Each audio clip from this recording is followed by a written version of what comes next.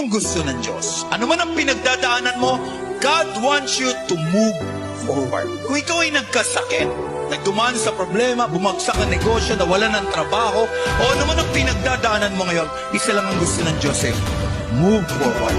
Naiintindihan ni Lord na nabibigatan ka. At kapag humihinto ka, naiintindihan ni Lord, pero hindi niya na maiintindihan kung hindi ka natatayo. Hindi ka na babangon, hindi ka na lalakad, hindi ka na magpapatuloy. Kapag sunod-sunod na yung palo, umiyak ka kay Lord. Humingi ka ng tawad. Don't have that defeated mindset. Hindi kalooban ng Diyos na ang laman ng isip mo ay palaging natatalo ka. Ang kalooban ng Diyos, anak ka niya at mananalo ka at pagpapalain ka ng Diyos at may inihanda siyang mabuti para sa iyo. You are not born defeated. You are born a winner. Hindi ka pinanganak para matalo. Pinanganak ka para magtagumpay sa harapan natin. No! We are more than conquerors through Him. Lakas!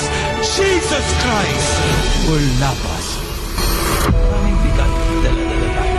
Pero tandaan mo, kahit na mabigat ang buhay, basta kasama mo ang Diyos, tagumpay ka pa rin na lumalaban sa lahat ng bigat ng buhay. Can I hear amen?